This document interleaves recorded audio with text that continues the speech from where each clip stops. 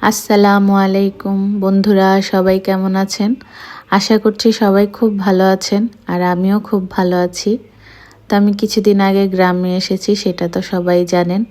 আর গ্রামে এসে যদি পিঠা পুলি না খাওয়া যায় তাহলে কেমন হয় বলেন? আর সব জেলার কিছু বিখ্যাত পিঠা থাকে। নরসিংদী জেলায় যেমন সাজের পিঠাটা বিখ্যাত, তেমনি আমাদের এই নোয়াখালী অঞ্চলে এই পিঠাটা খুবই জনপ্রিয়। আর বিভিন্ন অনুষ্ঠান কিংবা অতিথি আপ্যায়নে আমরা সবসময় এই পিঠাটা সবার আগে রাখি। আর এই পিঠাটা খেতেও ভীষণ মজা। তো আমি গিয়েছিলাম গতকালকে আমার নানুর বাসায়, তো সেখানে আমার মামা নিয়ে এই পিঠাটা বানাইছে আমাদের জন্য। আসলে গ্রামে আসার মূল উদ্দেশ্য হচ্ছে সবার থেকে এরকম ভালোবাসা পাওয়া।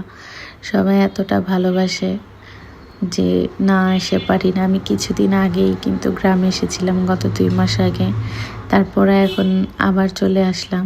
সবার এই ভালোবাসার টানে সব সময় চলে আসি। আর গ্রামের এই ভালোবাসাগুলো আসলে বলে বোঝানোর মতো না। হয়তো অনেকের কাছে এই জিনিসটা ছোট মনে হতে পারে যে মাত্র একটা পিঠাই তো, কিন্তু এই পিঠার পিছনে যে কতটা ভালোবাসা, কতটা স্নেহ মমতা লুকিয়ে থাকে সেটা শুধু তারাই জানবে যাদের শিকড়টা গ্রামে। তো দেখতেই পাচ্ছেন যে পিঠাগুলো ভেজে নেওয়া হচ্ছে। তো কেমন লাগলো পিঠাগুলো জানাবেন কিন্তু।